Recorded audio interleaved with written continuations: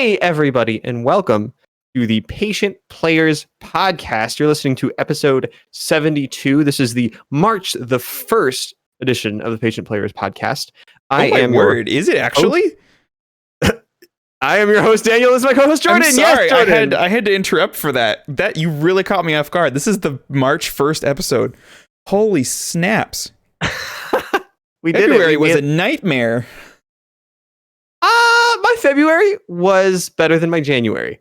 But yes, I agree with you. Oh my word, I didn't put that in my notes. This week on Patient Players, Jordan loses his girlfriend in Fortnite. Daniel lies to the people he cares about. Find out more on this week's episode of Patient Players. You're presuming a lot about the people I care about. Yes. This is a podcast about video games. Welcome. Thank you for joining us. We are your hosts, the Patient Players here we do love. You didn't know that already. And we're going to talk about some gaming topics today. And we're going to talk about really whatever we feel like when it comes to gaming. But more often than not, we're going to be talking about gaming in the slow lane, which is like games that we play a bunch, might have gotten updated. We'll talk about those some more. We might have picked up a game on sale somewhere or found a game we haven't played in a while. More often than we're talking about the new stuff. This week, I think there's going to be actually a couple pretty new games that we'll talk about. So that's pretty cool. But also, if you like what you're hearing in the podcast, go ahead and do two things for us. One, if you could help us out with our second part of the podcast, which is the questions and answers section. We do that section off of your questions, listener. So if you could send an email with any question over to patientplayerspodcast@gmail.com, that would be the first thing that would help us out a ton. And the second thing is to go ahead and head over to patientplayers.com/social. Because at that point, you'll see all sorts of ways to connect with the podcast. You can join our community Discord or follow us on social media. And go ahead and share the podcast with someone you think we'd like it. We're a real small-time operation, just maybe a couple dozen people that listen. So anyone that you think would enjoy it, if they're listening, that's a huge boost to our listenership, and we really appreciate that. But enough of that. Jordan, I want to hear, how have you been? I understand there was some tweets referencing some life changes here. Okay. I mean, do we want to start by talking about the atrocity that was episode 71, which isn't even on the podcast feed yet? That is true. Oh my word, guys! This is actually episode 72. I mean, it's supposed to be 73, but we recorded 71 twice. We attempted to record it live and then attempted to record it offline. And I don't think I've ever had more technical difficulties doing anything production related. Like, it was ever. A nightmare on both of our computers. We switched over to Daniel's computer, and we got even more difficulties. And we started recording, and then we were met with the ultimate difficulty of all time. Oh yeah, and at that point, I lost power for something like 36 hours because of the Texas winter storm. Yeah, had to literally vacate my premises to save the life of my hedgehog, and and take refuge with my in-laws. It was just the hedgehog, not the wife or the dog. I mean, the wife or the dog can bundle up in some blankets and stay warm. The hedgehog would he gets brain damage if he gets too cold. Oh my word! Did you not know that? No, I didn't. Yeah, domesticated hedgehogs. Turns out they still have a hibernation instinct, but if it triggers, it does brain damage to them. So you have to keep them warm. And there's like a electric heating lamp he has, but when you don't have electricity, that doesn't help you at all. It's just a lamp at that point. Not even. Turns out it's just a hunk of metal, and so it's a paperweight. It's a hedgehog cage weight. But yeah, so we had our power cut out midway through the second attempt at recording that cursed episode. Which I thought was pretty funny up until the episode failed. Mm-hmm. And then, do you or do you not have your audio up to that point? I do. I don't know if it's all the way up to that point, but it's up to a point. I think I have like 15 minutes of audio or something. That is wonderful. At some point, we might release that. We can hear last episode. Maybe we don't need to talk about Mario 3D World, because I talked about Mario 3D World for like those 15 minutes, basically. Yeah. So we were talking about it at the point when the power cut out. Insane.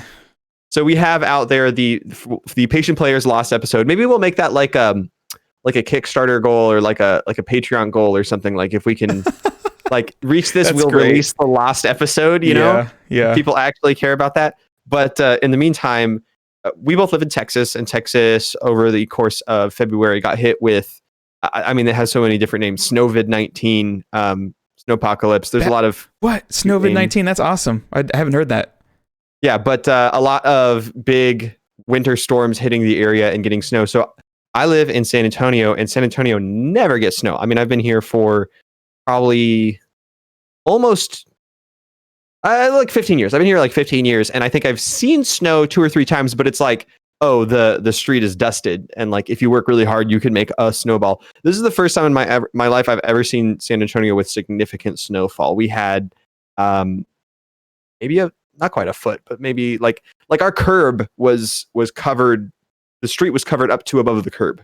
Like that's how deep it was. Crazy. So, if you didn't know about this, Texans had a real hard time because a lot of our power started failing and water supply started failing, and a lot of pipes were bursting, and our infrastructure is not built for it. So, not a fun thing, kind of an emergency situation. I think there were actually several people who passed away from not having what they needed, or from the cold, or all sorts of issues. Obviously, big deal. But thankfully, for me and you, it pretty much just was like a big old inconvenience where we had to pack up and go to other houses because our houses were temporarily not inhabitable. Right. Yeah. And that makes it hard to record a podcast. So it's been a few weeks, but we're back at it. I think I have power. I mean, it looks kind of like I have power. It looks like it. Yeah. You got some beautiful paintings, or some iron paintings, whatever they're called, displays. Yeah, the display. Yeah, I've had those for a little while. I know, but they still look amazing. Honestly, they do. Yeah. Yeah. I like when I join work meetings and I'm like, oh yeah, you just get to see Goku up there. Oh, that's great. About, like, insurance with you. That is wonderful. Anyways, so we made it through that, and now we're on to episode 72. But that wasn't the only major event. No way. What else could have happened?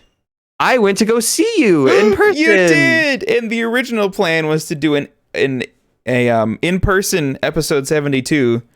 A lot of plans changed thanks to Snowy Land of 2021. So we did not do that, which it's whatever, because we're back now doing episode 71 again when this is supposed to be 73 in March. Can't believe this is the March episode. This is episode 72. Like that's how I started the podcast. We're on episode 72. Yeah. Oh, so we're just going to release the 72. There's going to be no 70. I like 71 that, actually. is the last episode. Yeah, forever. Let me just change the title of the stream right now. There we go. It was always 72. Nobody ever saw anything else besides 72. Exactly. Wow, wonderful. So I was supposed to come stay with you and do a live recording, and instead, because we both had to vacate homes, I got to stay with girlfriend of the podcast, Miranda. We are all staying with her family. Yeah, instead it was wonderful. Oh my word. And when you left, her parents, her mom specifically, was so sad for you guys to leave. Oh no. And I was also staying at their house in their office on an inflatable mattress. Very kind of them. They had power while my house did not have power. But lo and behold, all of this happened on the one week, the exact week that you were coming up. But why were you coming up, Daniel? Well, I was coming up to record a podcast with you, and then you decided you didn't want a girlfriend anymore, which was weird because we were staying at her house. I said, I am done having a girlfriend. This stuff is for chumps. I am no chump. I am Mr. Player of the Patient Players podcast. It is time to move on. Mr. Patient? Yeah. Ah, you always were a player. Yeah. I forgot we already had this conversation. Yes. So, officially, I do not have a girlfriend anymore because she got upgraded. I downloaded the new update, the girlfriend update. Randa 2.0. Randa 2.0. I liked it, so I put a ring on it. You know? You did. I pulled out my Sonic skills, if you will. I got those rings. I got those Cheerios. Yes. So we knew this was coming for a while, and so we've already had answers to your most important question. Everybody, don't worry, she is still girlfriend of the podcast. That is correct. She's just no longer girlfriend of Jordan. They are fiancé and fiancée. Oh, baguette and baguette. Yes, congratulations, Jordan. Congratulations, Miranda. Thank you. The happy engaged couple. I plan to run for president in 2024. Thanks to this. Is there a presidency? There is a presidency in 2024, isn't there? Yeah. Okay. I'm lost. Where's this going? That's it. That's my next big plan. Like what? There's no step up from being engaged. Like the next step is become president of the United States. I think there's at least one more step in between. Is there? Yeah, there's one critical step I think that you're missing that comes right after the engagement, or a little bit after the engagement. It's not the baby one. No, that can be after the presidency. Is it reach episode 100 of the Patient Players podcast? Yeah, that's the one. Okay, sweet. We'll be there. We got to get there first, and then you weeks. can take up all things considered. I mean, the way life is going, who knows? It'll be 35 weeks before we get 28 podcasts in. That is a great point. I hope you can maintain this schedule. But yes, congratulations, Jordan. You did it. You snagged a good one. I did the thing. And I'm sure that there will be many more adventures of Mr. Player and the future Mrs. Player. Girlfriend of the podcast, Mrs. Player. Mrs. Player podcast. That warms my heart. Anyways, that's enough tragedy and wonderful engagement. Oh. I almost was going to twist it around somehow. Anyway, that's enough tragedy. Just leave it at that. What happened with some video games? What video games have you been playing? Good night, dude. We've been playing video games for 2 weeks now, and we haven't even talked about them on the Patient Players podcast. I remembered the announcements from yesterday that we need to talk about. I totally forgot that BlizzCon happened. It didn't. Let's just go with it didn't. Well, okay, it happened. I didn't say we had to talk about it. There was an event. I like it better if we pretend that it didn't happen, though. I think that makes me feel better. Okay, yeah. I did like the meme you shared of Mario in Overwatch 1 and Mario in Overwatch 2 where he got like four buckles added to him. I'm like, yeah, that pretty much sums up everything we learned about Overwatch 2. Just throw some metal on them, and that's Overwatch 2. To be fair, Overwatch 2 looks absolutely stinking incredible with the weather effects and the new, the gun stuff, the gun sounds. That was the best part of BlizzCon, and that wasn't even in anything. That was just its own side video. They could have just released that, and I would have been happy with BlizzCon. The Hearthstone stuff, again, they announced that a week before BlizzCon, so I already knew everything that was happening anyways. Okay, well, we have so much to talk about that if BlizzCon isn't worth it, do you want to just move on? That works, yeah. I mean, I want to talk about Hearthstone, but I mean, it'll be more relevant to talk about it as it happens, because a lot of the big stuff they announced is kind of going to be chopped up over the next 3 to 4 months, but it's going to be very exciting. The core deck thing started already, right? No, it did not. Oh, yeah. I guess let's talk about that stuff as it comes out, but they have a bunch of new Hearthstone features, but we've got so much to talk about today. I will say this.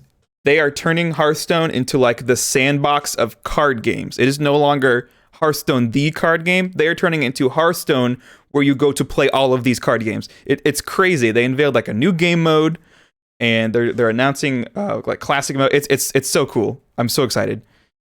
Sweet.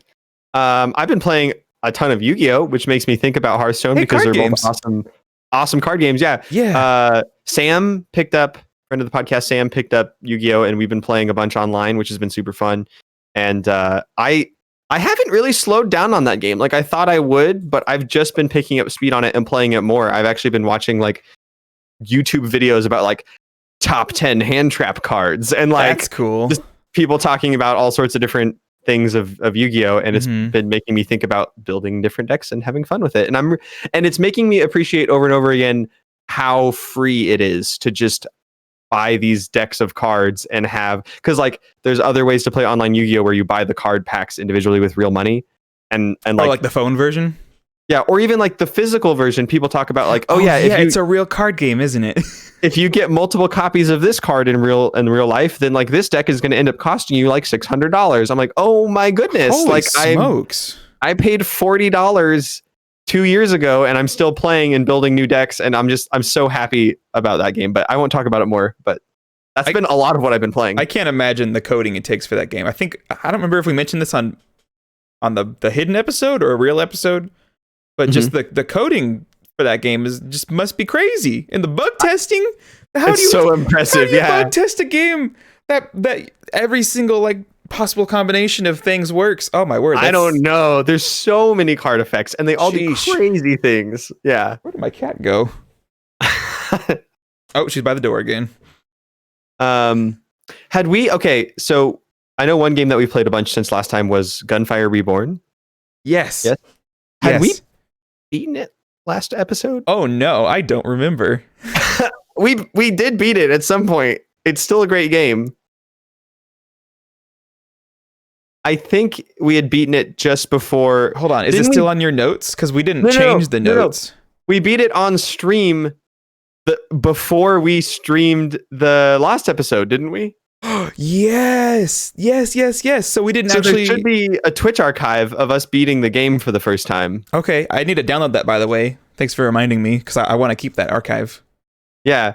I don't know if I have a ton more to say about that game. It's still really good. I think the melee character is just so crazy fun, and I didn't like him at first, but now he's my favorite character. I think he's really overpowered. I just unlocked the sniper character, and it seems fun, but really hard to beat bosses with the sniper character because like you can't be mobile while you're aiming down a sniper rifle. And I think the sniper needs more defensive abilities that like restore health and shields, because right now it's just kind of like you just get killed super fast, even if you can deal tons of damage. But dude, that video on Twitch is expiring in 1 day, so I'm so glad you brought that up for me to put it on, to export it to YouTube. And it got 20 views. You know, people are enjoying some Gunfire Patient Players. It's a good game. We should play more. We should stream more. I'd enjoy that. And I know we have Judah owns the game now. I think Keaton owns the game. I know Sam does. Does Judah own the game? I didn't know that. I've played with Judah a couple times. Using my copy. I don't know if he ever actually bought it for himself. Well, either way, it's a very fun game. And I actually played it with a controller a bunch during the power outage because I was playing on a laptop at my in-laws' house. I didn't have my computer with me. And it was one of the few games that could run like super easily on my laptop. But with a controller, I didn't want to play like the sniper character with all the precision aiming. So I was using the melee character and having a blast. So just a great all-around game. The one thing I would love for them to add to that game is split screen, like old school Borderlands. Yeah, that would be great. But they have a lot to fix, including the translation. The newest character, all of his talents are impossible to understand what they do. Like the English is so bad. All your bases belong to us. Where was the game made? Is it not made in America? I think it's Chinese. Oh, interesting. Cool. Yep. Yeah. You almost beat the game on hard difficulty using a controller, if you recall, while you were up at Girlfriend of the Podcast's house. I was on the final boss, I believe, with my laptop, and almost made it. I have yet to beat it on hard difficulty. I beat it on normal difficulty again earlier today, actually using the melee character. So I want to get the achievements. Really happy you haven't beat it on hard difficulty because I want to be there for it. I want to be there to beat it too. Yeah, we gotta take this on. Mm-hmm. I don't want to spend too much time on a bunch of different games, so I'll mention I've been playing a bunch of Hyrule Warriors, still a fun game. I don't have anything amazing to say about that. Well, you can mention that we played 2-player for about 5 minutes. Yeah, like not even. I was super expecting the 2-player mode to be like some janky Nintendo, like you get to play as the hat, or you get to play as like the cursor, the on health screen. Bar. Yeah, it's like the second player is just like baby mode for babies, right? And so I was like, there's a button on screen all the time that just says push this button to start 2-player mode. And I've never done it before. I'm like, let's try it. I clicked it and like, no, you just get 2 people on screen, which seems really fun and really good. So I really want to play more of that with someone else. Yeah, if only they had done online multiplayer. Ooh, imagine that.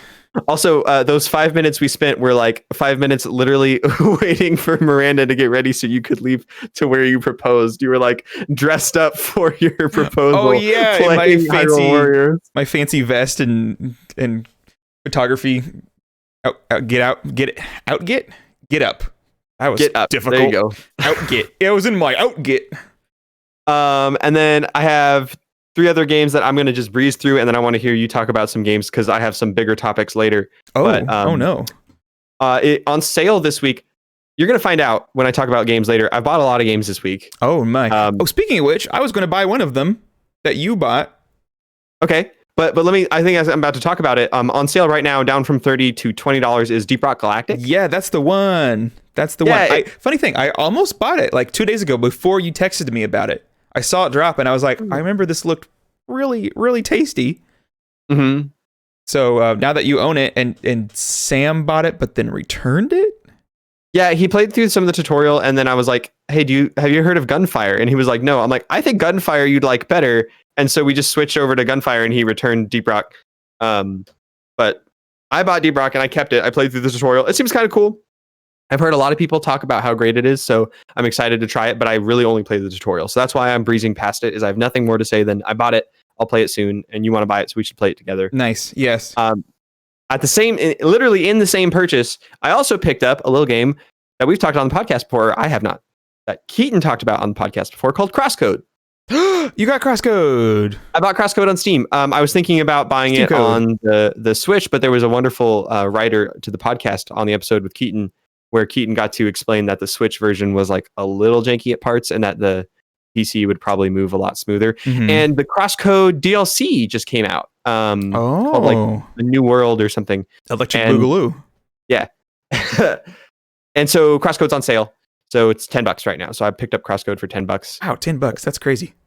I think it's only like 15 or 20 normally. It's not very expensive. But I own it, and I own Deep Rock Galactic, but I don't have anything to say on those. So I'm going to have probably 2 big games to talk about, but I want to hear your week first. Oh no, I'm going to be honest. I don't have any big games to talk about. Nothing? I mean, Mario 3D World has been like my main one for the past 2 weeks. And if we ever release Hidden Episode 71, I guess people can hear my thoughts on it there. Okay. Yeah. Games that I've been playing. You know what? I had some friends over last night, actually. And we had one of those party nights where we played like party games on my Switch, which again, the Switch is so good for party games. You have so many. We played what's the swinging game? We grab the hands. Heave Ho. We played Heave Ho.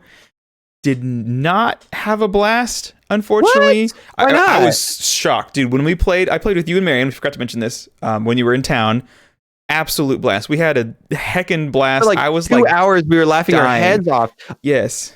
Because I brought Heave Ho. I forgot to text you guys about this. I brought Heave Ho to the youth group that I lead at. You did text us. You texted us. Oh, I did. And they were having an absolute blast, and everyone was screaming and loving it. And like even the leaders were just dying of laughter. And I was like, this game is super high quality, like party game. So you saying that you didn't enjoy it, I'm shocked. Yes. Well, it might have been just, you got to play with the right people. Okay. I was having fun. I was playing with someone who is not very experienced with video games. Okay. And Judah, whose purpose in life is to make the game harder for everyone else. Yes. One of which is already having a hard time. And Judah will only accept getting the coin of each level, which you usually need help with. He'll only do it by himself. So if anyone else is trying to get it with a team, he'll run in, grab it, and just try and chuck everyone off the cliff. It sounds great for like the first stage, but the rest sound impossible. Yeah, it was very difficult. I think we played 2 levels in like 40 minutes. It was, and then we're like, let's play some Smash Bros instead. And so we switched to Smash, and we had a blast. Smash is so good. I am so happy that I like Smash. I'm so glad that I'm a Steve main. I won a bunch of times with Steve. Girlfriend of the podcast, Miranda, won a game that ended in a 1v1 with her and Judah. She won as Rob. It was incredible because Judah is a great Smash player. He's very kind to not always play his main though. So Judah, if you're listening, we are very grateful that you didn't just play young Link the entire time. See, I feel like really validated because I've never played with Judah until I was there physically in person, like last week. And you had 2 friends that you swore were like the best at Smash Bros. And then you were like, I really want to see you play them. And now I have soundly defeated both of them. Yeah, so you've officially topped the best. I am number 1 Jordan Pal that plays Super Smash Brothers. I honestly can't think of anyone else I know that is like so good at Smash. But yeah, we had a blast playing Smash. What else did we play? When you play in a party mode, do you play time or stock? We did stock, but okay. We usually play time mode because you mentioned that it's more fun that way for everyone to stay alive and stuff. But for this, I forget why we just did stock this time and it was fine. Okay. Yeah, I found that especially if the skill level is really mismatched, if you don't play time, if you play stock, then it's just like, oh great, I get to play for like 5 minutes and then the real players get to like duke it out for 20 minutes. Yeah. Yep. So after that, we played we tried to play Unrailed.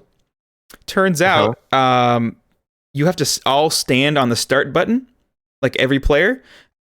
Judah doesn't like doing that, so it was 15 minutes of us trying to get Judah to stand on the start game button.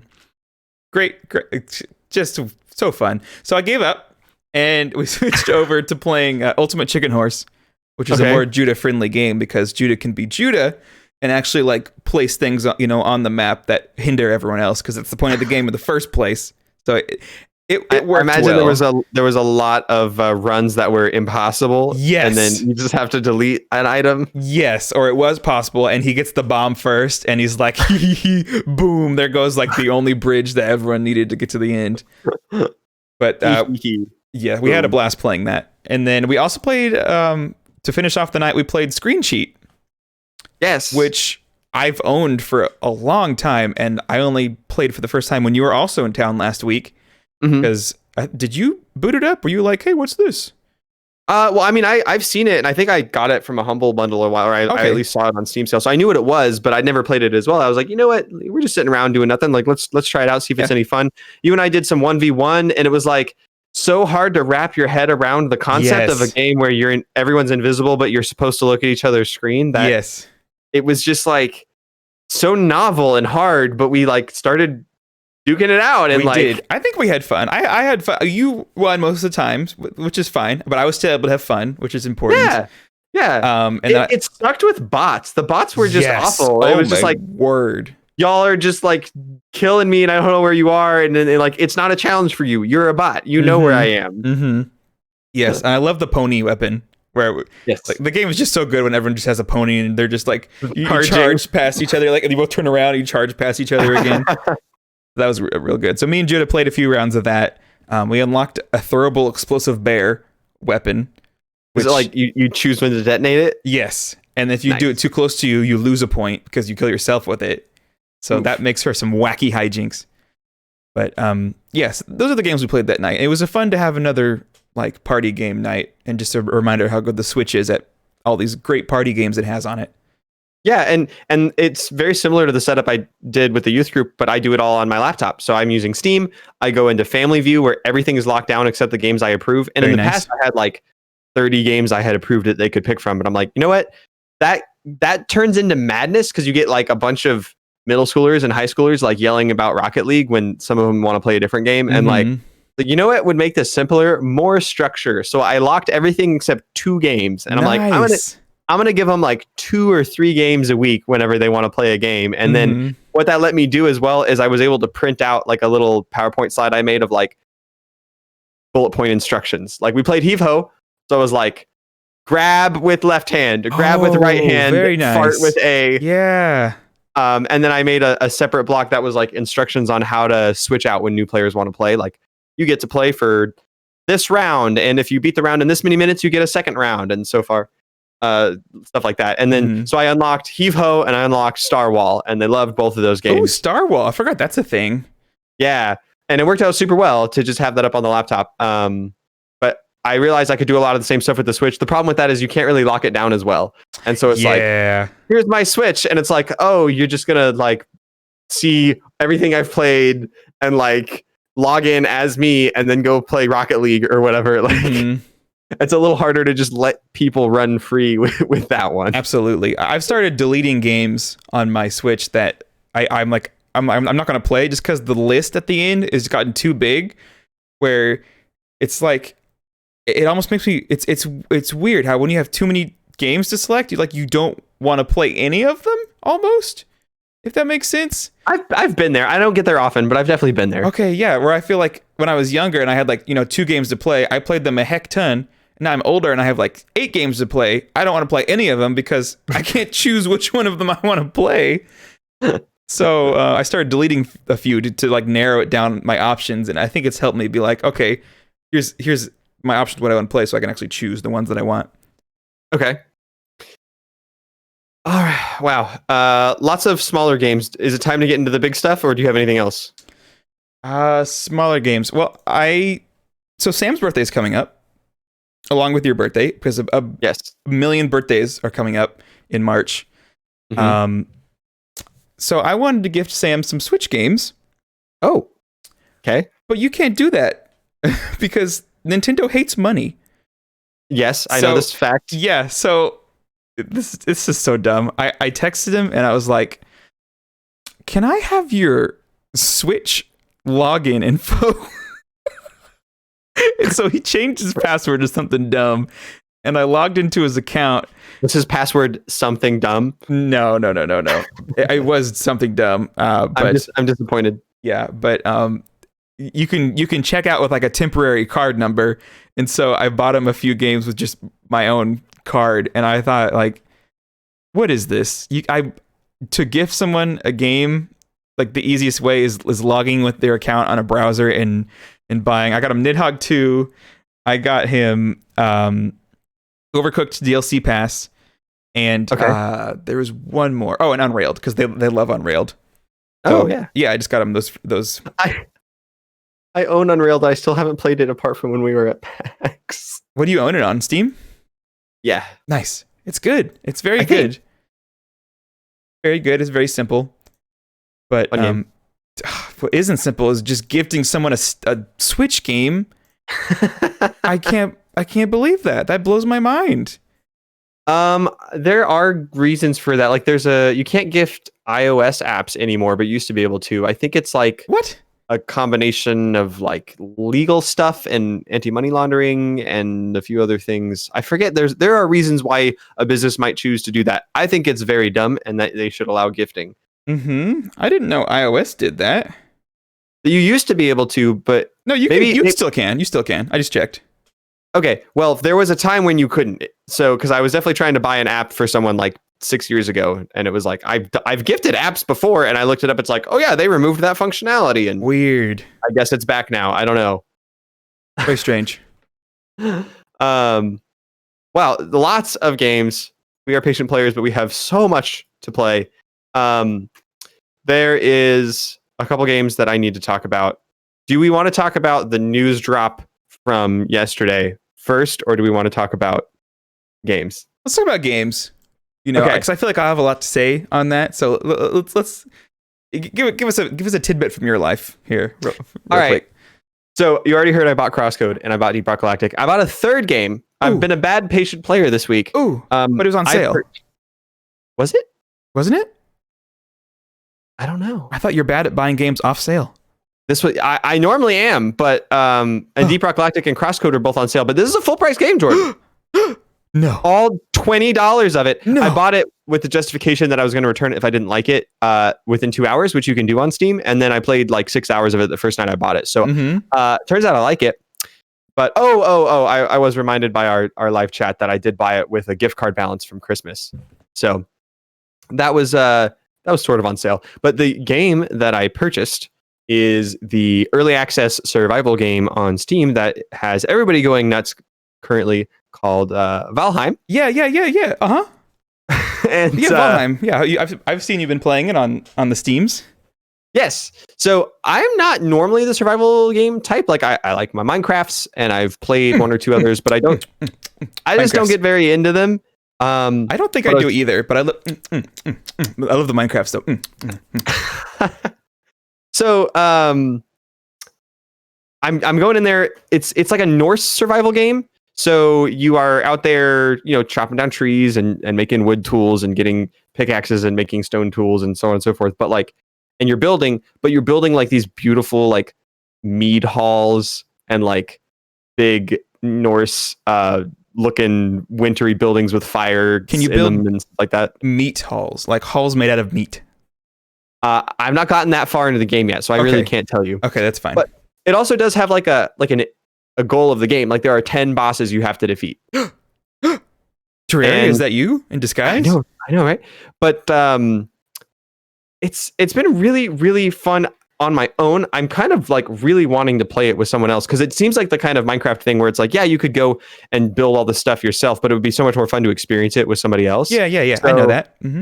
I went to go earlier today, try to jump onto an online server for the first time. And the only two options they have are like a friends only server or what they call a community server, which still needs a password. So there are no just free open servers. I guess you have to find a community and get their password to play with them. Is there a way to grief people pretty easily?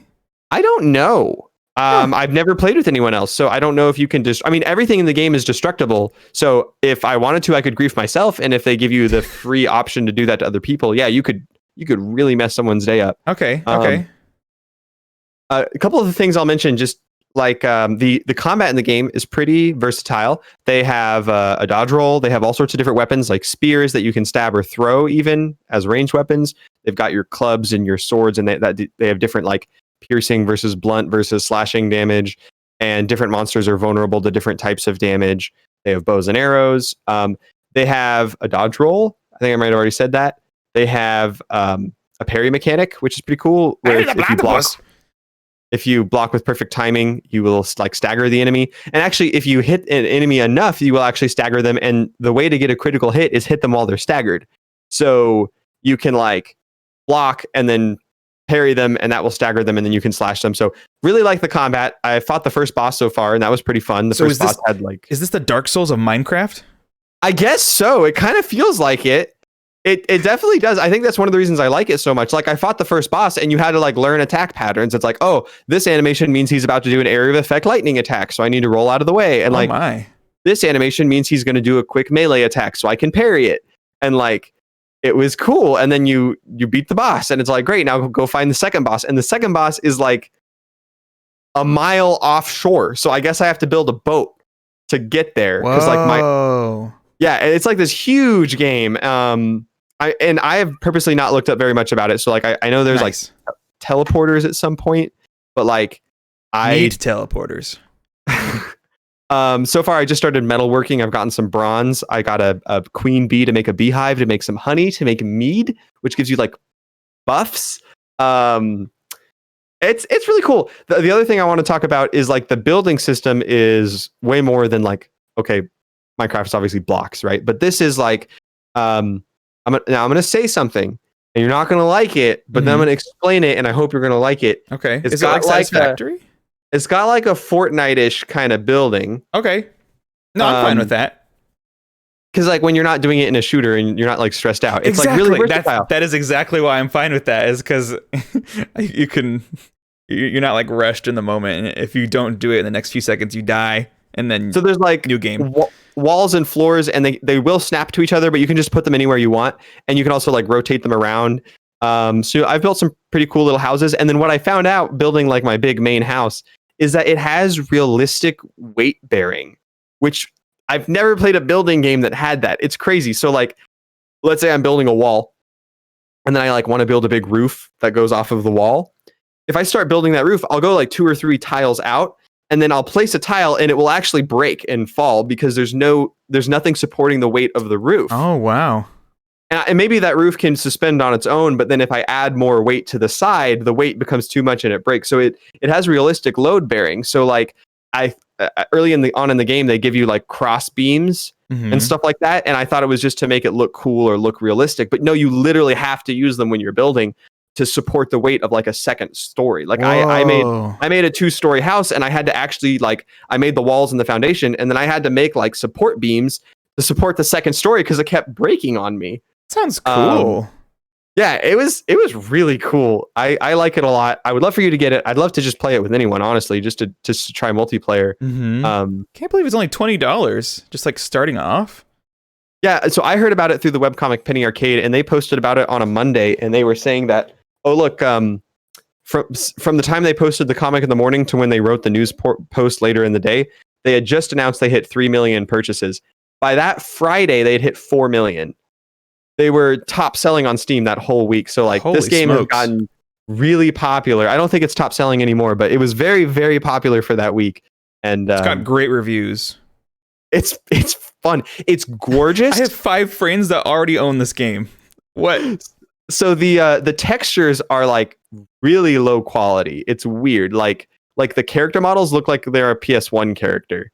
And like the some of the like enemies and stuff, yeah, like the models just look low poly and the textures are really low resolution, but then like the grass on the ground will be low texture, but then like the wood of your building and like the trees are like really good quality, and the lighting and the other graphical parts are super beautiful, and it's like you're in this beautiful Norse world. You look up in the sky and the world tree Yggdrasil is up there, and like the sunrises and sunsets are beautiful, and it's playing like this really calming and chill, like Norse sounding folk music in the background, and like I've just been really enjoying playing it. That's what I'm gonna play probably if I get time this weekend. I gotta say, I did not care much about this from what little I knew about it. It's looking a lot more tastier after talking about it and looking at reviews and pictures. That's really cool. The first time I fought a troll was like heart pounding because every enemy in the first starting area in the meadows is just like a little goblin guy who can do like 2 damage, or like a pig. And then I walked into the second area to go find metal for the first time. And I was like, cool. I was in there for like an hour. And then I turned the corner and this giant hulking blue troll with a giant, it's so big, it's holding a tree as a club, like walks up. And I'm like, is this the second boss? And then it's just like a normal enemy. And I had to like run around and shoot it with arrows for a while. And just now, while we were getting ready for the podcast, you heard me freaking out because a troll just showed up at my base. And I was like, this thing is going to smash my house to pieces. So it was intense. And I like that game and I want to play it more. And that's all I have to say about it. Cool. Man, too many good games. I want to play. I want to play that. I want to play Deep Rock Galactic. I want to beat, Gunfire Reborn on hard difficulty and unlock all the bosses and stuff, or all the items. I'm loving rotating it. Like I played Valheim for like an hour and I'm like, you know what? I'm kind of done with this. I want something more high action. I played Gunfire. It was great. Nice. That's awesome. All right. Do you have any other games? I have one more game before we talk about some news. No, go ahead and hit with that last game, and then we can talk about the good old news. All right. I have a game here. This is a very important game to talk about. Okay. For my own protection, I need to make sure that I've said I played a game called Omori that was on our last successful episode of the podcast, where we were both gifted the game very generously by a listener of the podcast, Keaton. That is true. And in fact, there's a lot I want to ask you about this game with you having played a little bit of it and knowing me pretty well. So is that all you have to say for now? No, I don't know how much to talk about this because you were very adamant about experiencing this game yourself, and you didn't experience it at all. Yes, I haven't had a computer for 2 weeks, basically. Yes. But I played it. I played, I think, 2.5 hours of it. I don't feel like I've gotten very far. It seems like there's a lot left in the game, and if I didn't have this idea that like this gets really good, I think I would honestly stop it at this point. Like. I felt the same way about Undertale, honestly. Yeah, I know. It's that feeling of like, well, so I feel like with Undertale, it kind of hits you right away with the gimmick of like how the combat works, and really the tutorial zone does not take very long in Undertale. Like you get out of that pretty fast.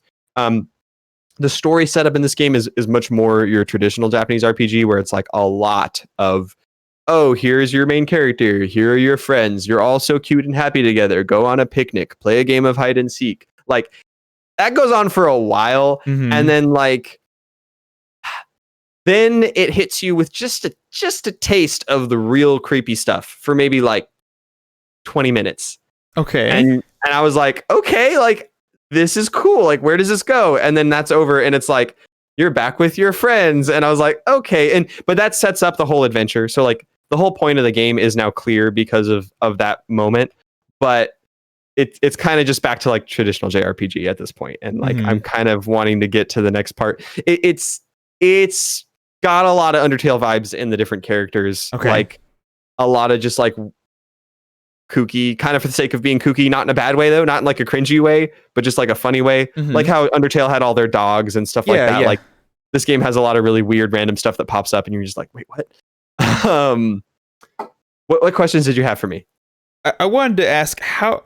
I guess you didn't experience very much of it, but during that 20 minutes, was it pretty Spoops McGee, if you will? Because I haven't even played this game, and I already had a nightmare about it.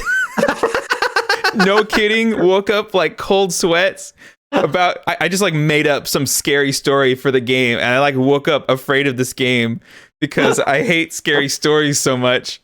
And I haven't even seen like any gameplay or anything. I just knew it was. You don't even know what to be scared of. Exactly. It was literally my brain just made up something terrifying and associated it with that game. So I want to play it, but I get spooked too easily, way too easily. So I'm picking up a lot of depression vibes and I like those. a lot of self-harm vibes. Oh my gosh. Okay. And so it seems like they're trying to visualize what that might feel like. And so like that gets pretty creepy. Those 20 minutes are like, okay, you played Gone Home, right? No. You never played Gone Home? I did not. Oh. Well, yeah, it's like Kidding me? Gone Home is like you walking around an empty house by yourself. It's not even a scary game, but I just hit the idea that. Oh, well, that's what these 20 minutes are. It's definitely walking around an empty home by yourself. Yeah. And spooky things are happening while you're walking around an empty home by yourself. Oh, that gives me chills. I mean, it's only like an hour in. I can give you a few more details that might help you make the decision if you want some slight spoilers. I like that. Yeah. Okay, slight spoilers. So like there's a point in the game where you're in like a fantasy world the whole time, and then something happens and you basically wake up and you realize you were in a dream. And so then for like the next 20 minutes, you're in like a real house as like a real person and spooky stuff is going on. And at the end of that sequence, you fall back asleep and you go back to the real game, which is like now you're back in the fantasy world. You have your friends again. You're going on an adventure. Yeah. So like you realize that the main game is just in your head as you're like sleeping or imagining. I don't know what the details are, but like the main game is a dream world. And so a lot of your character's mental health problems from the real world are then showing up in the dream world and like affecting him there. So that's kind of the gist of the horror elements of the game. And so for most of the time, you're just playing like a happy Japanese RPG because you're just in like this fantasy dream world. And so your party of 4 characters all kind of have the combat is all emotions based. So it's like select your character, select attack, right? But instead of attacking, you can use a special ability to make the enemy sad or make them happy or make them angry. And like those have mechanical effects. So like happy would make you less accurate, but you do more damage. So and like angry makes you do more damage, but you take more damage, and sad makes you take less damage and deal less damage. So I really like the concept, but at least I'm in like the second world, and at least up until now, I have seen no really good reason to use a lot of that stuff. Like most of my turns are just attack. Like the spending an entire turn changing the mood of one person is like not great. but you can, those abilities work on both your allies and the enemies. So it's like, oh no, this guy is about to die. I need to make him sad so that he takes less damage, and then I can heal him, and then I can make him angry so he deals more damage. Wow, okay. That's a really cool system. I really like that. It's a cool in concept. I have yet to see it actually play out interestingly. I hope it's cool. It seems kind of boring right now. Okay. Now, when you say spooky stuff around the house, what does that mean? It's not like ghosty stuff, right? It's just like normal. I mean, it's like you try walking down the stairs, and as you walk down, the entire screen like dims blacker and blacker, and then like spooky hands start reaching towards you from all sides of the screen, and then like one of them grabs onto you, and then like freaky stuff happens, and then you're like, oh, you're at the bottom of the stairs. I don't like that, man. Dude, I remember, and this actually ties in really well to what we're about to talk about. In I swear it was Diamond and Pearl Pokemon. As a kid, the ghost house where you could catch Rotom in the TV, was that Diamond and Pearl? Yeah. There is one painting in there. You know, this is Pokemon. This is pixel graphics. There's one where 2 little pixels like follow you around just as you walk by it.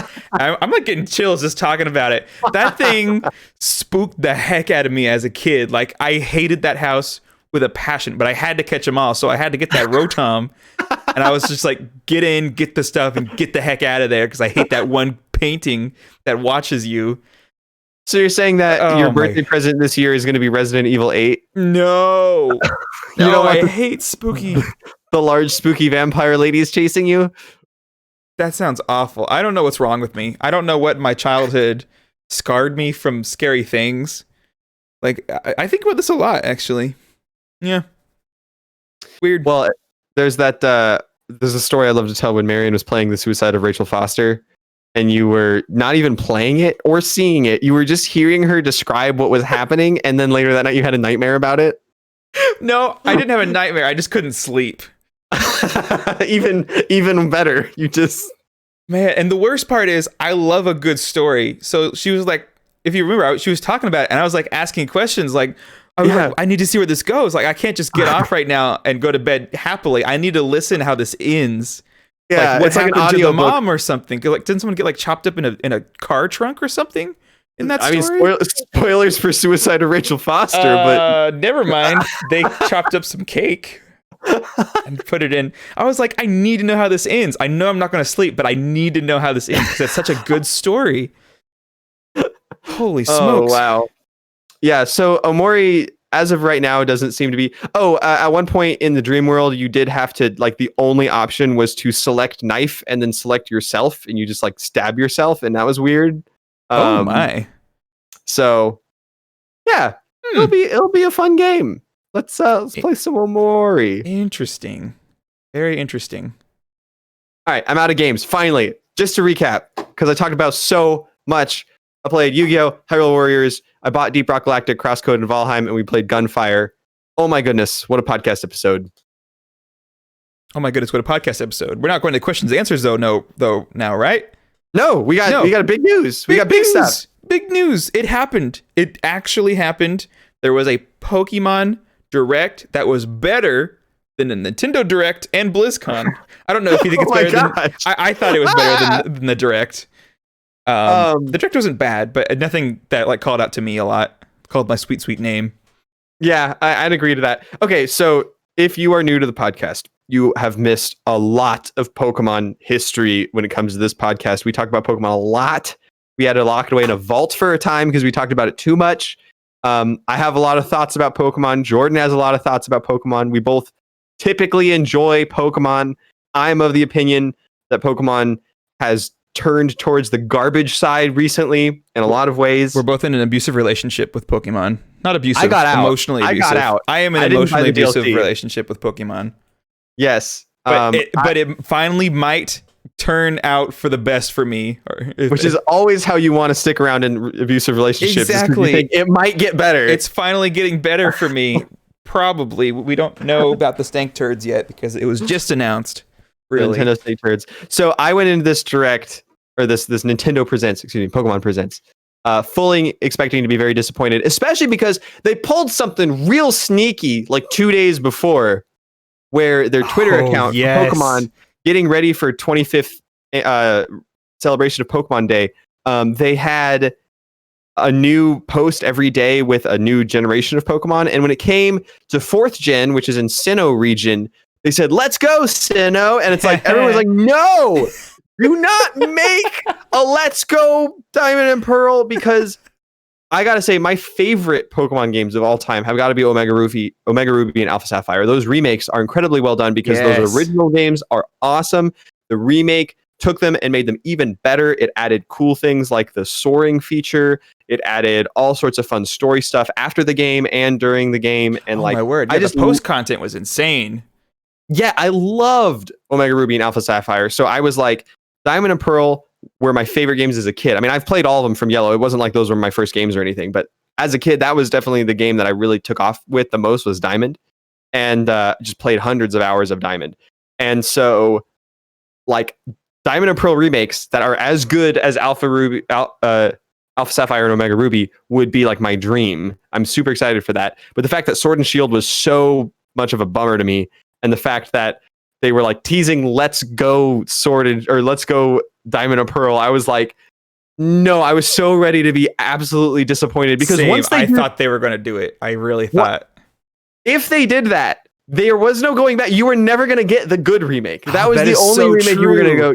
So it would have been double disappointing, because it would have meant not only is this game not going to be what I wanted, but it's going to be locking me out from getting the thing I want. That was my only expectation going in, was absolute rock bottom. Like, not only will this be disappointing, but it will actually prevent me from ever getting what I actually want. And then they started off with, like, I gotta say, a really, really cool montage. Like, really long montage. Yeah, 8.5 minutes long. There's so much Pokemon in the world. Like, they did a really good job of just being like, yo, look at all this Pokemon. Look at this franchise we have built. It's the highest grossing franchise in the world, isn't it? Yes, it is. Yep. Like, that's That's saying something. That's- There are some brands out there, but there is literally no brand bigger than Pokemon. Like, that is crazy. So I get whatever. Give them their 8 minutes. I'm a Pokemon fan. I'll watch it. I liked it. I felt cool watching it. I wanted it to end so I could get to the real good stuff. Well, I was expecting bad stuff after the montage, so I was like, Oh, well, I at least mean, I got to same. watch a cool montage. Yes, I mean, same. And then Jordan, do you want to tell the people what they want to hear? Do you want to tell them what came after the montage? Was it the first thing after the no, new Pokemon Snap came after the montage. Is that what you're talking about? Oh no, I was talking about the stuff that actually matters, Jordan. Come okay. on. I mean, new Pokemon Snap, it looks really good. I already have it pre-ordered, so Marian's like, oh, I guess I have to buy this game because my wife is a photographer, and so she loves Pokemon, she loves photography, and she was like, oh, you can make some pretty pictures in this game. yes, it looks very good. But the real winners of the Pokemon Presents were Diamond and Pearl remakes called Brilliant Diamond, and what was the Pearl one called? Shining Pearl. Shining Pearl, where looks so good, and the overall it's like chibi, little chibi graphics instead of the 8-bit sprites. You don't like the chibis? I think they look like gross Lego people. I really liked the Alpha Sapphire Omega Ruby people where they looked like little anime kids. I don't know. I like that better. Hey, even Sword and Shield. I forget what they looked like in Alpha.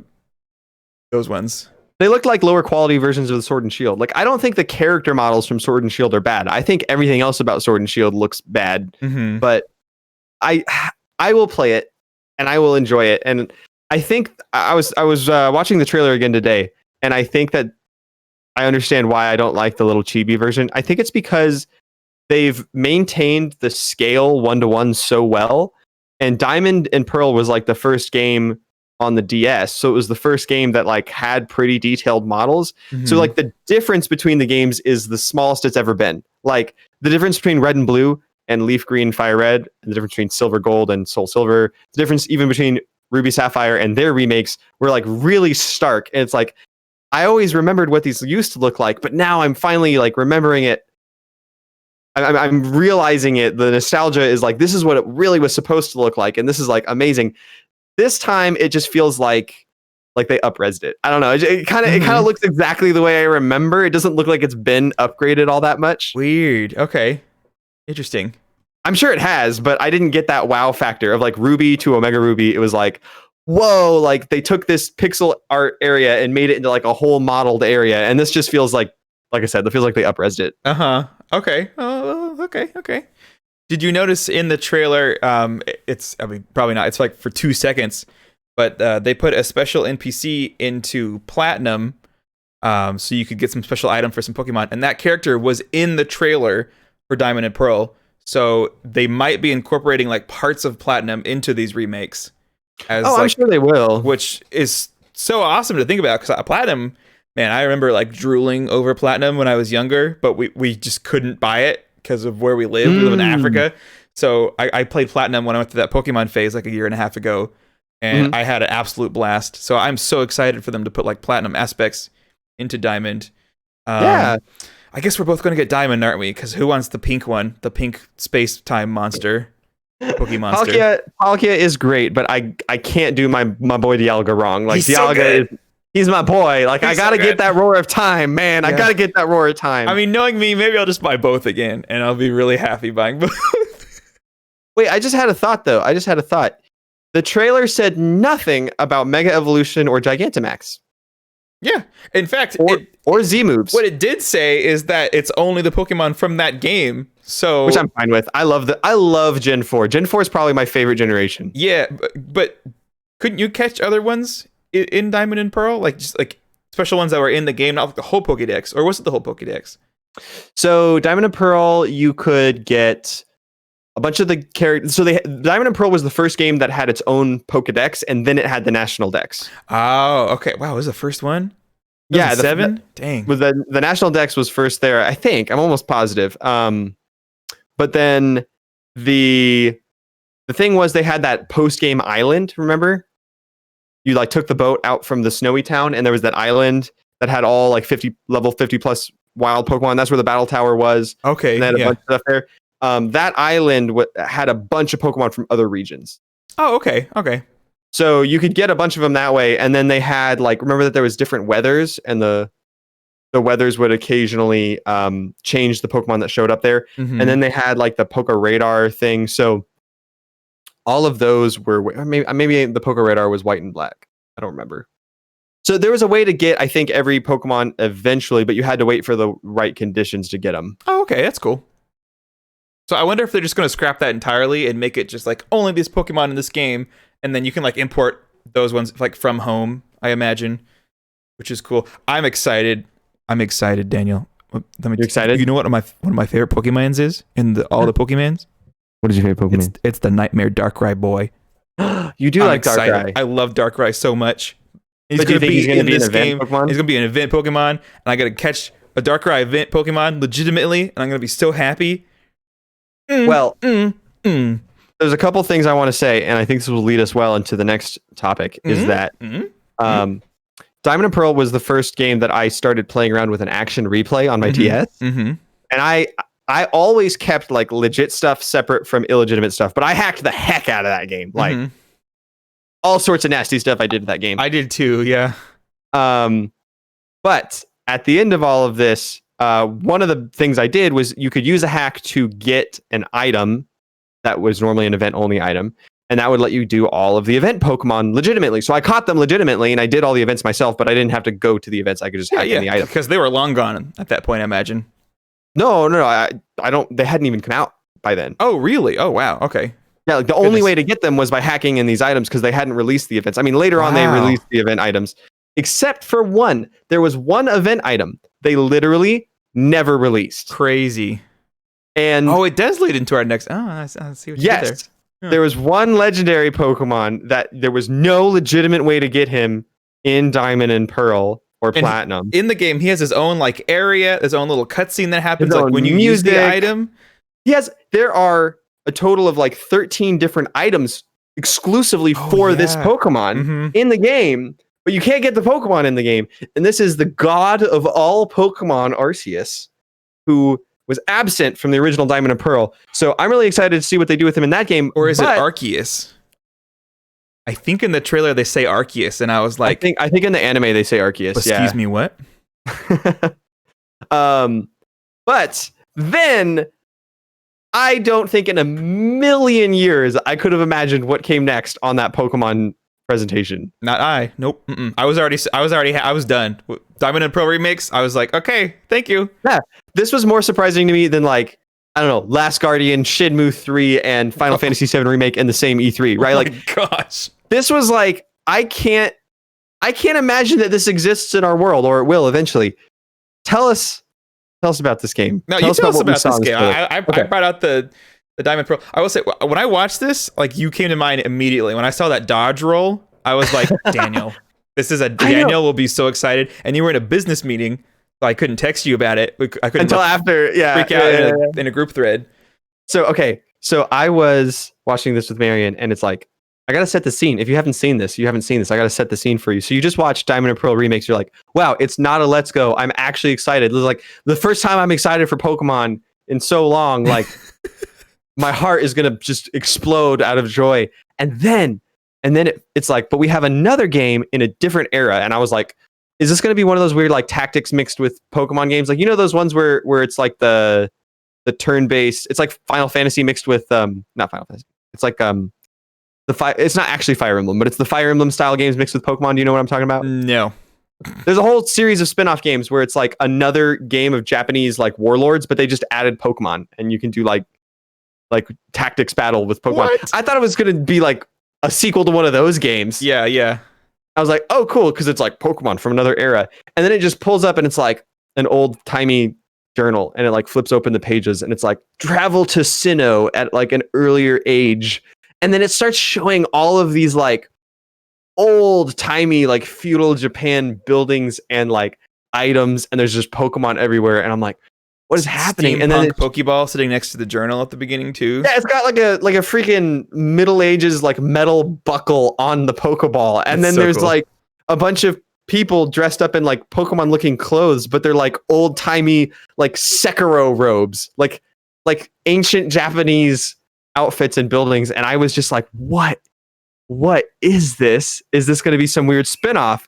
And then they show you running through like basically a wild area from Sword and Shield, like a big open area, and there's a Pokemon there, and they are stealthing up to the Pokemon. They're crouching and walking through bushes, and then they do a freaking dodge roll into this bush, and then they aim a Pokeball like a first-person shooter, and they throw it, and they catch a Pokemon.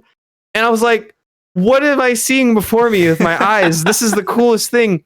And then it just like does a montage, and some dude just like pulls out a Pidgey or some bird Pokemon, and he's like doing a quick attack in real time. Like it's not turn-based. He's just attacking another Pokemon. And I was like, what? That's weird. I forgot about what the implications of that are. That it's not turn-based anymore. Yeah, it's stamina. Wow. Yeah, it's active time battle system looking thing. And like then it just cuts through all this thing, and this is what it is. It's a new Pokemon game. It's not coming out this year. It's next year. I think it's like end of next year. It's a long time off. But the name of the game is called Pokemon Legends Arceus, excuse me.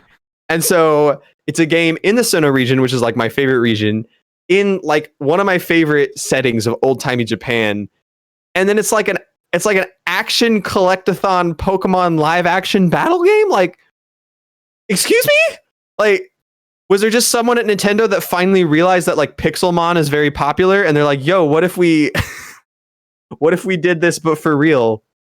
Like, I'm so happy. And they'll finally be able to Arceus has his time to shine finally after being cut out from the main game that he was put in. How do you do God dirty? Pokegod. And the title of it makes me think like if it does well, they'll do more Pokemon Legends so and so. Oh yeah. That's pretty exciting.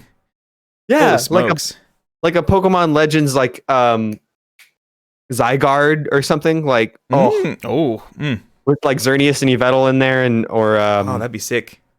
Yeah, I'm super jazzed for whatever this is. I'm kind of bummed it's such a long way away, and like it's Nintendo. There's like 2 years for all the stank turds to come out, right? Like exactly. Flash forward, and this is going to be some like free to play subscription based MMO like. Oh no! Don't say that. There's a million ways that could mess it up, and I don't want them to Animal Crossing New Horizons it. I don't want them to. That was a great game, and I still love it. And the Mario furniture is coming out March 1st, and I'm so excited. You mean today on today's episode? Yes. Wow! It came out today on March 1st, which is March 1st today, and it is so exciting. Wow. So yeah, that was Pokemon. I'm out of stuff to talk about because it was just too good. It was too good, and I was shocked. They said nothing about the MOBA. Like going into it, I was like looking forward to hearing about the MOBA, update or something. Nothing. I think I texted you afterwards. I was like, that presentation was so good that I completely forgot about the MOBA. Like, I'm not even mad that they didn't mention it. I'm still excited for the MOBA, especially I think they announced that their main money is going to be through skins for the characters, which makes it sound like you'll be able to like play the game, without having to spend hundreds and hundreds of dollars on it, unless you want skins. But I mean, who cares about skins? I do, but not like hundreds of dollars worth. Occasionally I'll be like, that one's nice, and spend like $5 or whatever. Give me a second here. I gotta look something up. So I'm noticing a pattern. Okay. So Legends Arceus is a Game Freak game, I believe, but the Diamond and Pearl remakes are not. That is correct. It is being made by the people who also did something else. What did they do? I don't know. What did they do? I think in the trailer, the guy was like, "This is being developed by blah, blah, blah, blah. They who also did the blah, blah, blah, blah, blah, blah." I do like that the director of the game is the same director that did the original Diamond and Pearl, which makes me really happy. That is awesome. Yeah. I'm excited for the new content. I'm excited for them taking a game that is already good and not doing dumb stuff. I mean, they could, but probably not doing dumb stuff with it to make it worse. Like, the game's good. It's going to be good. Probably. It's Nintendo. I have to say probably. And then they're going to add better stuff to make it better. It's going to be so good. I already want to buy both of them. Okay, so the developer for Brilliant Diamond and Shining Pearl is ILCA, which has worked on games such as Metal Gear Rising: Revengeance, Yakuza 0, Nier Automata, Ace Combat 7, Dragon Quest 11, among many others. So no other Pokemon ones? They built Pokemon Home, but that's it. That's what it was. Yeah, okay. In the video, they're like, who also made Pokemon Home, but that's not. It's like a game. Okay. Yeah. So I hope Arceus is good. Legends Arceus is good, but you're talking about. I'm sorry, I just lost my train of thought. The game you were just talking about, which was that? You're talking about the MOBA? Yeah, the MOBA. So I'm noticing that like Hyrule Warriors, Cadence of Hyrule, like Nintendo games not developed by Nintendo, have like a surprising lack of Nintendo stank turds in them. Oh no! I'm like, you're saying this one's being made by actual Game Freak? By Game Freak, yeah. And I'm like, do I like dare hope that That's like hilarious. there's not going to be some like what if Brilliant Diamond and Shining Pearl come out and they just have like a normal GTS that you can like use as a human being, or like normal ability to battle? They know how to make games, and they made Pokemon Home, so they like know how to do the integration really well, presumably. So like, Pokemon Home had a ton of turds. So like, of turds. Dare do I hope that like the more hands-off Nintendo is, that they might actually be like really good games, but we'll have to see. Wow. Pokemon. I'm excited. The MOBA, I have hope for the MOBA. You know, if it's not developed by Nintendo, and I'm absolutely going to try it. Like day one, it's out. I'm very excited to try it. I'm already a Gengar main. Very excited. It's going to be on Switch and mobile. What a cool combination. So that way we can get on our Switches with the superior buttons, and we can just wreck all of the little kids playing on their phones, and then get wrecked by all the little kids playing on their phones and feel really bad. It'd be hard, but they need to make Heroes of the Storm for console. I feel like that would be like one last saving effort for it to just make it more openly to everyone. There are other games that have tried like MOBA on console, and like you got to do it differently than you do it on PC. Leave it to Blizzard to find a way to do it well, I say. And to revive the game. A new Hearthstone MOBA on console. Oh no. Man, don't even. Hearthstone, if there's anything that should be on console, Hearthstone needs to be on console. There's no reason why Hearthstone is not on console, besides they like their monies. Rather than acknowledging that Heroes of the Storm exists, they'd rather build a whole new MOBA in Hearthstone. Boo. Okay, this has been a very long episode because it's been a while since we've had an episode. Shall we do the best part of the podcast, the questions and the answer section? That's fine. Yeah, probably best that we don't let me talk about how terrible that bird event was in Animal Crossing. Oh no, I want to hear you talk about how terrible Animal Crossing is. No, that's it. It was just terrible. You don't want to talk about Pave? It was awful. It was awful, dude. And my completionist wants to get every furniture item in every color. And then like every 10 items you get, he's like, hey, it's time to get the ultimate item again. You got to get me 3 of the rarest colors. And I'm like, I don't want to do that. Here, just take these normal. He's like, nah, go get me the 3 rare ones. And so I had to get the rare item like 5 times because I couldn't just get the furniture just from the feathers because it was awful. It was catching feathers for like 2.5 hours. I used 6 nets. I broke 6 nets. I never want to do it again. I got the furniture. I'm so mad at Pave. I'm so mad. Wow. Aren't we coming up on the 1-year anniversary? Isn't that like... Mario Furniture looks amazing. Just real quick. Mario Furniture looks amazing. The pipe mechanic looks amazing. So excited to have a pipe like that leads to inside my house from somewhere else on the island. That's such a cool mechanic. They're bringing your back... neighbors will be able to just like pop up in there. I don't think so. How's your house? And they're bringing back the Sanrio amiibo card collection that was released in 2016, which brings 6 special Hello Kitty inspired villagers from you buy 1 pack of cards and it comes with all 6 of them, and they have special Hello Kitty furniture. One of which is a butt rug with a little butthole on it and everything. It's got like a little cartoon butthole where it's like a cross. I need that rug. You're very excited about this butthole furniture. I'm so excited. And it's exclusive at Target. I am really hoping I can snag a pack of them before they're just gone. You know, these things are going to be just poof as soon as they go on sale. 6 gosh. villagers you can only get by having these cards and all of this furniture. This is the worst timeline that we've ended up in. I don't understand what events led us to Animal Crossing butt rug sold out cards, but I don't want to exist here for too much longer. Okay, let's do question and answer now. I just needed to say all that real quick. Okay. We did have one last thing on Animal Crossing. We had a great comment in the community Discord that got auto moderated because one of our listeners was talking about how he thinks Pave is secretly Satan. Because he's like, what the heck? Come before me, remove your clothes and gyrate. And like, I don't know. I thought that was funny. I mean, that adds up with how terrible the event was. What, he puts you through 2.5 hours of hell. Mm-hmm. Oh wow, but it's still a good game, right? Yeah. Okay. Looking for the big update of what's 1 year anniversary that turns everything around, right? Oh yeah. Mm-hmm. It's because it's gonna happen. Do you think they'll finally add another layer to the store? I hope you know, 365 days after the game came out. They do, but they're not going to. I know they're not going to do it. I'm sorry, I'm laughing at your pain. I'll read our first email. The subject is 8,000 collectibles, and Tyler is a mini Judah.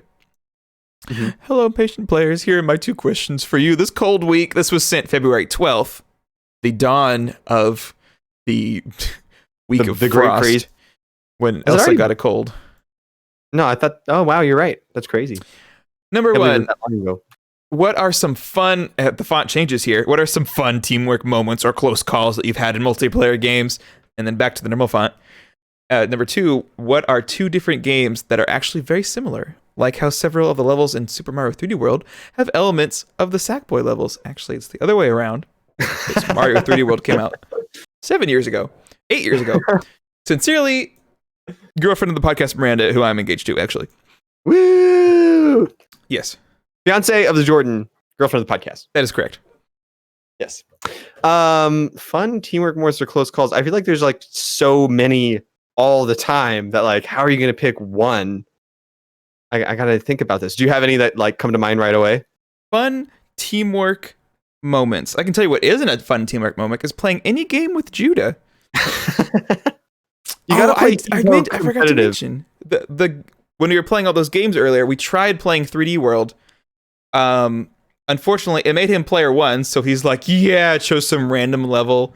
We got to the end, like someone jumped on, and then other people couldn't jump on the flag, and it was chaos. And we played 2 levels of it basically before we gave up playing it. But yeah, I still need to beat all the 3D levels with every character, and I was hoping to do a lot of that the other night. We didn't even get close to doing that. So that's the opposite of what the question is looking for. What's a fun teamwork moment? Fun teamwork moment is when you and I were being absolute heave-ho pros getting those coins last week. Those require some in-sync efforts. Very, very good times. The best moment was when we made a chain of all 4 people, and then we were like snaking our way up to a coin, and everyone in the room is just screaming about it until we grab it. That was wonderful. Oh man, my favorite teamwork moments in a multiplayer game is whenever you're playing like a Team Fortress 2 or an Overwatch, and there's like a non-verbal communication between you and an enemy. Where it's like you walk into a room and you both like fire a bunch of bullets and none of you hit each other at all. And then you're like sitting there reloading, you look at each other and you just kind of like crouch. And you just like walk away. Like that's my favorite moment ever where it's like, or what's even better is because in terms of like teamwork moments, it's when like one of your teammates is like doing something dumb and you like push them over the edge towards the enemy. Like whenever you're working together with an enemy player, even if it's against your own side, like that's always the best. Or like any sort of honorable duel where it's like, oh, you both take a swing at each other and then it's like the loser just knows that they've messed up and they just crouch and like just like they just run off a cliff like you won. I'll get this. It's not really teamwork, but it's like a mutual respect that you have to acknowledge. It's like, you know what, I'll honor the 1v1. I'm just gonna walk off this cliff right now. Yep. Two games that are actually very similar. I mean, we talked about Valheim. Valheim. Apparently, that's similar to Minecraft and or Terraria in terms of or. So I haven't played a lot of the more traditional survival games. Like I haven't played The Forest. I haven't played Rust. I get the feeling I couldn't get into those. I haven't played Ark, the dinosaur one. Like I get the feeling a lot of those have just made a whole genre of that pattern. So like saying Valheim is like Minecraft is probably like saying, oh, Rayman, it's like Mario, it's a platformer. It's like, well, okay, there's a lot of similarities, but also like there's a whole genre and they're all very like specific in different branches. There's probably a lot of things in Valheim that come from these other games I've never played. Is it like Satisfactory? Ooh. Is it like Subnautica? Ooh. Except with more bosses. Like Subnautica than Satisfactory. Subnautica with bosses. And more combat, because Subnautica is not a combat game. Oh, right. Yeah, I forgot about the combat. That's huge. It's just survival. And Valheim is like, you are a Norseman here to conquer the world. One thing I forgot to say about Valheim that I think you will like, Jordan, is that there is weapon durability and tool durability. Why would I like that? Boo.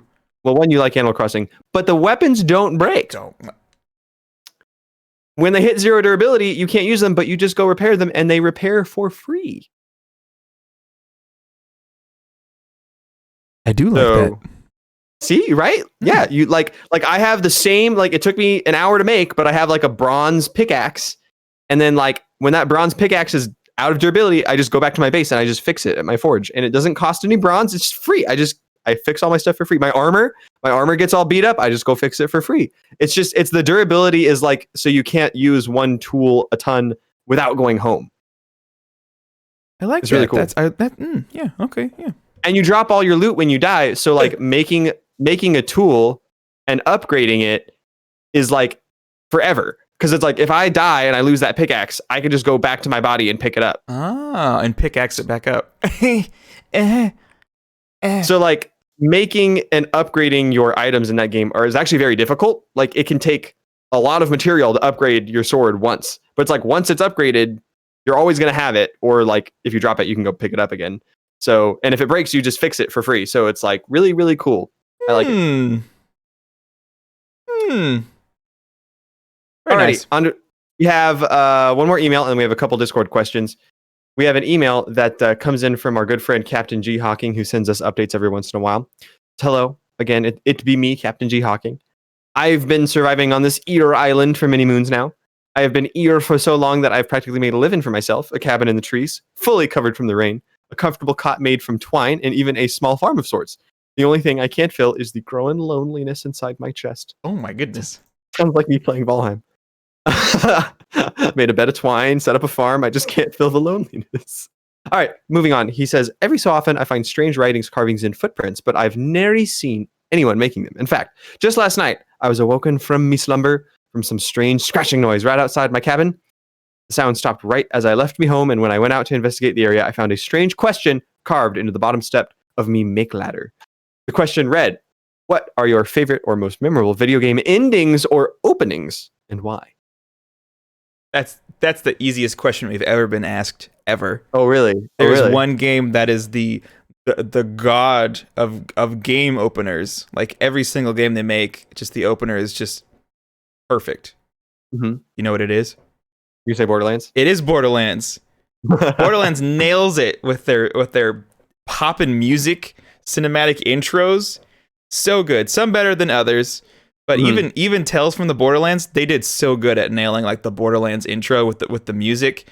And the best part of Tales from the Borderlands is it's episodic. So there are 5 episodes.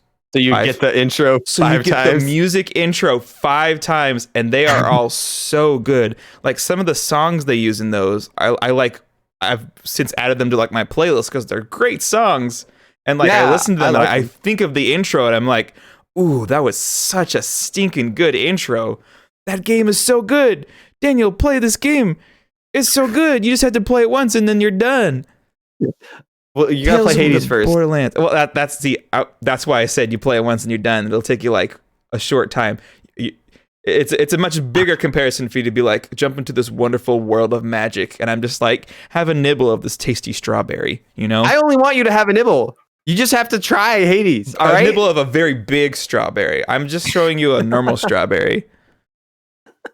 Why are there strawberries? I actually have no idea why I picked strawberry. You're the king of cheese, remember? So does Borderlands, does it really count? Because the way I remember it, you get that cutscene and then it just like drops you into a tutorial that is super slow.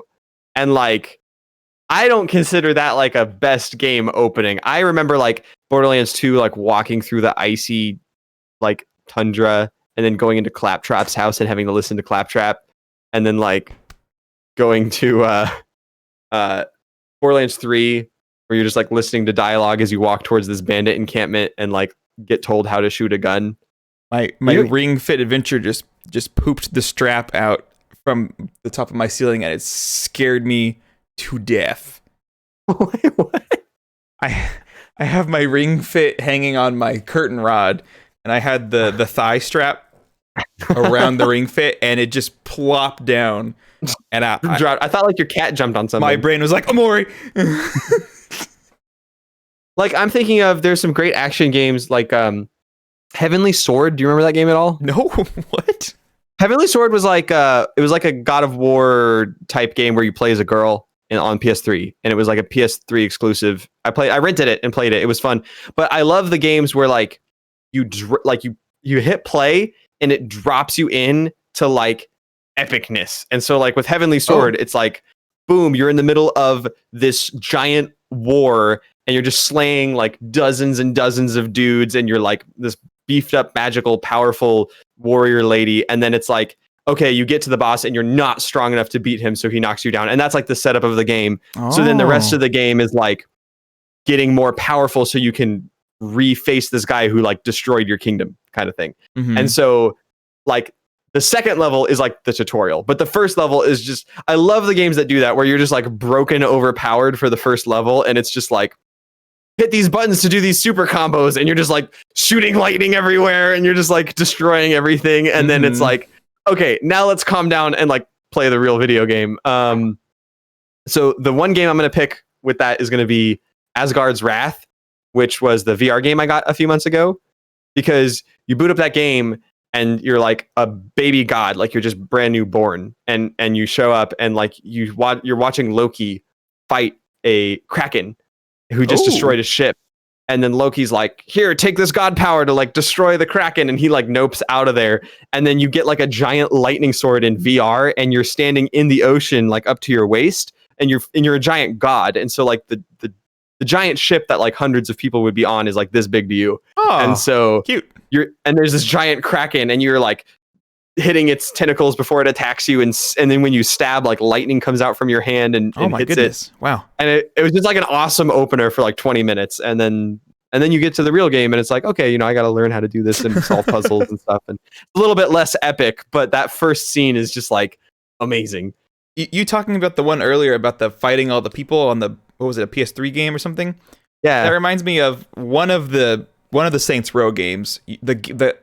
I mean, I feel like this takes the cake. You start out, there's like a nuke heading for United States. So you like fly up to the nuke and you're like disarming it, and the nuke explodes and you're like, yeah. And then you land, you jump off and you're like soaring through the air, and you land, you crash through the roof of the White House, land in like the seat, and you like kick back, and it's like, now make your character. And it's like, wow, what an intro. You just disarmed a nuke and then just like landed through the White House roof and then sit back. And in terms of endings, I feel like Nier Automata, like I feel like that game's ending is incredible. Do you even remember like all the pieces of that game's ending? I don't. That game ended so many times. But like the final ending. I don't actually. I literally don't remember how the final ending.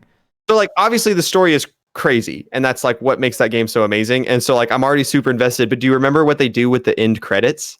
Mm-mm. Where you're like shooting the credits and then like you the deleting thing? No. This is where you're like shooting the credits, and it's like if you die, then it's like another real life player comes and like helps you, and then you get like the other ships, and then like the music is building, and like, oh my gosh. And then if you beat it for like the true final ending, then like you said, like the deleting your save thing comes up, and like, oh, that ending.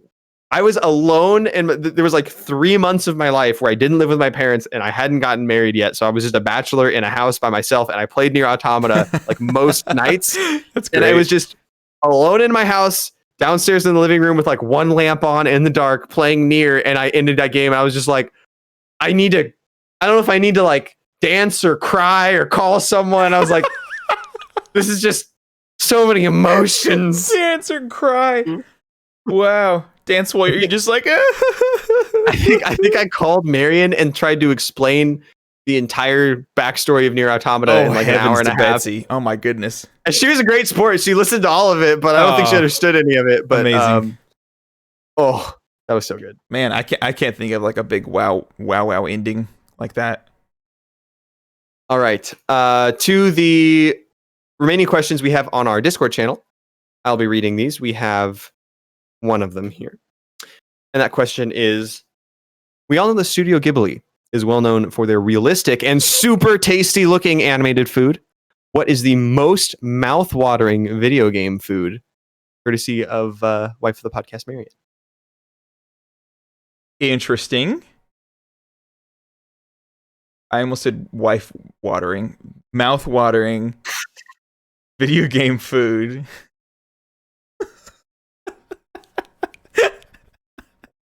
Mouth-watering video game food. Okay, I'm back. We're here. Life-watering video game food. I got one answer and exactly one answer. Do share. I'm drawing a huge blank. Mwah. Monster Hunter World. Ooh, good one. The food that the little kitty cat chefs prepare very good has got to be the most delicious looking video game food. Like it looks unreal, but in a real way. Like it looks like real food, but that like it can't possibly be that good looking. Like it's like steamy and like juicy meat and like perfectly created. It's colorful. And like I got hungry playing that game so many times. That's hilarious. And you got meow. Go ahead. No. Go. I was like, you got Meowscular Chef in the main game, and like he's like slicing up that big meat, and it looks so good. And you hear little cute kitty cat meows, and it's already good food. Then you got cute kitty cats. Yeah, and then you go to the DLC, and they got the sweet little grandmother kitty that's cooking, and like she's making like this stew. It looks so warm and tasty in the cold Iceborne world, and you're just like, oh, I want that soup. Very passionate about this kitty cat food. Holy smokes. I can't think of anything. Mm-mm. Oh, well, that's because that's the best food in video games. It is. It honestly is. Like, I'm like, I don't know, like one of the food Mario Kart tracks. Yeah, I got nothing. But did you know that the Monster Hunter Rise, which is coming to Switch, is also coming to PC later? I didn't know that. Ooh, fun fact. Where would you like to play it? Where do you think you're going to play it? Not on Switch. Absolutely not. Really? Are you kidding me? No, it's going to be like 25 frames on Switch. The poppin's going to be like terrible. Take it wherever you want and be playing Monster Hunter. Except you only like playing with other people, right? That is absolutely true. Yeah. Oh, okay. So it doesn't even matter that much for you. Never mind. Mm-hmm. So I learned that and I was like, oh, I'm not even going to consider the Switch port now. You kidding me? That's awesome. We have a one surprise question coming on the Discord channel from a friend of the podcast, Keaton. Yes. Who writes in, Jordan. Oh no. Is it about kissing? Is it about kissing me?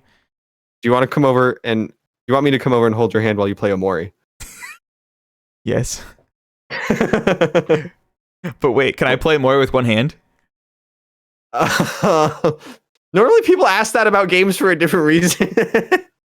If I can't, should Keaton play like with his other hand, like holding in the middle, and you could like you do the movement and he does the A and B. Wonderful. Little anecdote. Did I tell you about the time I did that with someone on a computer playing Halo? What? Why? What?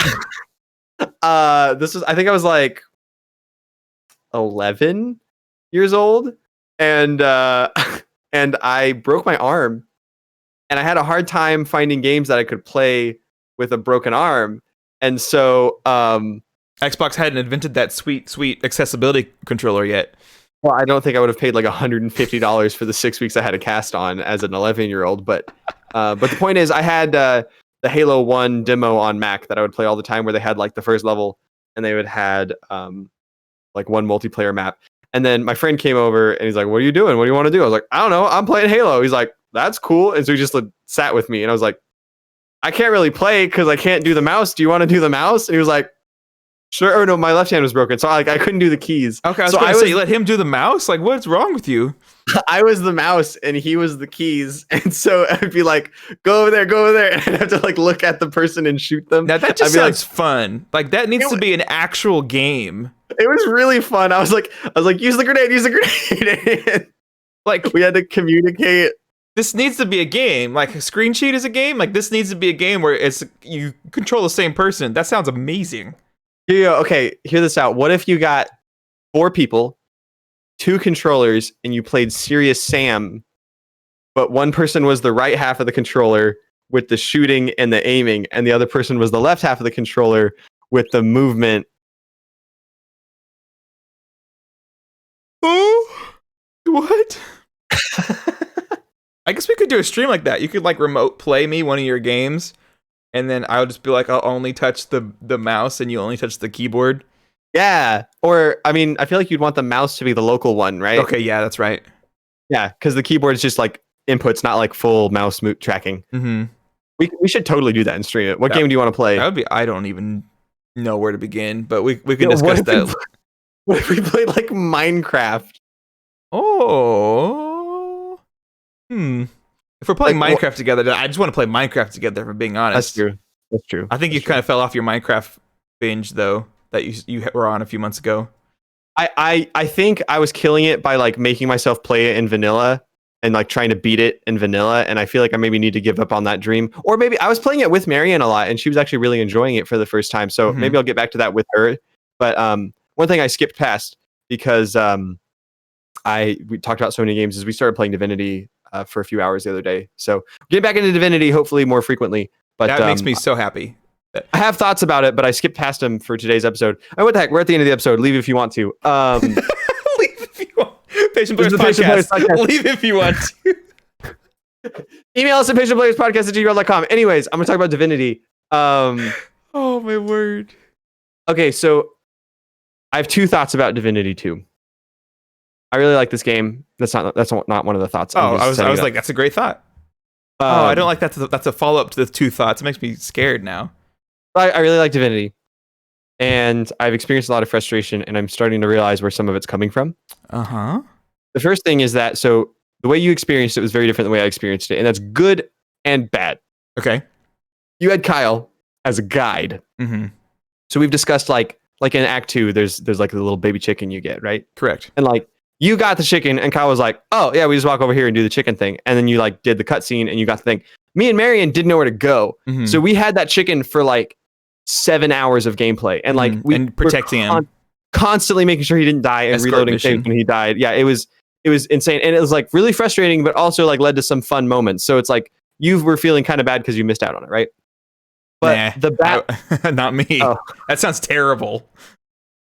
The bad part of it, for like, I think we've had some fun like with that kind of stuff of not knowing what to expect and then wandering into like really wacky situations about like, whoa, I had no idea this person would like turn into a vampire and bite me or whatever. Like, Divinity has a lot of unexpected stuff in it, and it's cool to not know what's coming in advance. So I'm glad that we don't have a guide.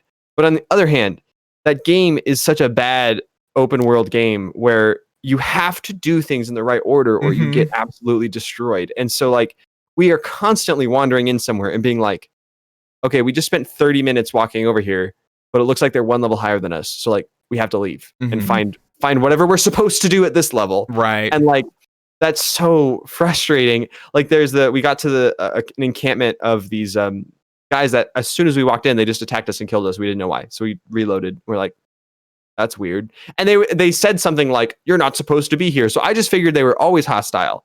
And then we happened to walk the correct way into an elf encampment.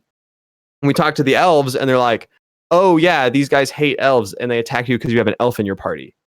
I was like, they didn't say that. Like, I didn't know. We have an ability to disguise the elf. Like, we could have disguised the elf and walked in there and had a whole like plot line play out. Well, that's fun. That's missing out on content because you didn't know to do the right thing. You know, that gives the game replayability. The next time you can play, you can be like, oh, I knew that because I was an elf. Now I know to disguise it. And look at this new content, you know? But here's the ultimate problem with the situation. It's the second thing I want to talk about. And the second thing I want to talk about is that this game is unfortunately heavily weighted towards you have to have persuasion to get through the game. Mm-hmm. And the problem was when we started the game, we're like, okay, this is going to be the person who trades, so they get high trade. This is going to be the person who does identifying, so they get high like lore master. And this is going to be our persuading person. But the problem is when you're playing with two people, you both want to have conversations. You both want to participate. And so if only one of you has persuasion, it's like, oh, this is an important conversation. We need the persuasion character to talk because we might get locked out of a bunch of content if you don't talk to them. And so we're like, you know what? We're tired of that. We'll just get through the game without persuasion. So we both got rid of persuasion and we're like, you know what? We're going to find other ways to get through the game because there's got to be other ways. Like the game can't expect everybody to have persuasion. But no, the game expects everyone to have persuasion because there are literally quest lines that you have no choice but to just kill everyone involved if you can't persuade them. Like the elves that we found that told us why the other guys were killing us. The only reason those elves talked to us is because we went back and respect our characters to get persuasion. Because otherwise, there's no way to interact with those elves. And what I'm presuming what would happen is that there is technically a prisoner that the elves are trying to wait for you to get. And I imagine if we had gone and got that prisoner first from the bandit encampment, then we could have brought her back, and that would have been our way into the camp without persuasion. But the problem is there's no way to know that because the game expects you to talk to the elves to figure out what's up with the bandits. But if you can't get in with persuasion, the game expects you to rescue the prisoner from the bandits before you ever talk with the elves. So it's like for players who have no idea what's going on, if you don't have persuasion and you've never played the game before, you're just wandering around lost, confused as what to do, and no one will talk to you about anything or give you any clues because you don't have persuasion. So like, and there's also the problem is if you do get at the prisoner and you don't have like that prerequisite, you may have to just persuade them to join your party in the first place, or else you'll rescue them and then they just attack you because they think you're also an enemy. You know, is that how that quest goes? I think so. I think like when it comes to rescuing people, you need to like persuade them to be like, yeah, we're good. And if you don't, then they also attack you. So that's okay. The prisoner by that in this case, the prisoner knows us from a previous quest, so I don't think that would happen. Okay, is it the camp with the logs everywhere? I don't know. We haven't really been in because we got attacked as soon as we got near it. It's the it's the blind girl. Okay, I don't remember. Anyways, so that was like really frustrating. That it's a game that's like build your character however you want, but also if you don't have persuasion, you're just screwed. So that was really frustrating. But I think we're finally gonna just be able to play the game normally and not feel frustrated because we leveled up and we got another social talent, and both Marion and I's characters now have like 3 persuasion. So good, yeah. We can finally like actually play the game as an RPG where we get to explore and do what we want, and we're not getting locked out of stuff constantly and just getting locked into fights that we can't win and then have to reload our saves. You know what Baldur's Gate has helped me realize? What's that? I've come to a new conclusion. These games are actually terrible multiplayer games. You know, because like everyone splits off and then everyone's doing a different thing. And you're missing out on all the stuff. If you're just one person with all 4 characters, you know, you get to experience everything with all 4 characters who have all the persuasion things. And so, like, when Baldur's Gate 3 finally does come out, I'm like, I don't know if I want to play it with people first. Like, maybe I want to beat it and then, like, wait for everyone else to also beat it and then play it through with them. So then we can all experience like the little tidbits together at the same time. Because if we all start off at the same time, you know, you're going to be missing out on a ton of stuff. You're going to be like, my friend Jerry keeps running off wanting to play the game, you know, super fast mode. And he's getting all these things done and killing all these people by himself. You can say Kyle. It's okay. He doesn't listen to the podcast. You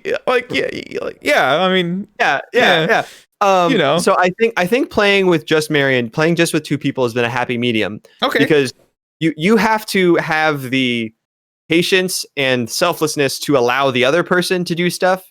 Yes, and wait absolutely. for them. Yeah. So it's like, oh, I found a cool conversation. I'm not going to advance until you're done shopping, and then you can come over and have the conversation with me. That's a nightmare with 4 player. With 4 people, that's impossible. It's even harder than actually playing D&D. Yes. But with 2 people, it's much more manageable, and you also get to control 2 people, which when you're first starting a game is nice because you don't have to worry about a whole party. Mhm. But it's also not just one person, which means like you get to have a little bit more fun being more roles. It's not just, oh, I'm the archer, so I'm just going to shoot something every turn. It's like, I'm the archer, but I'm also like the magic person, so I get to warp people around and do crazy stuff, Yeah.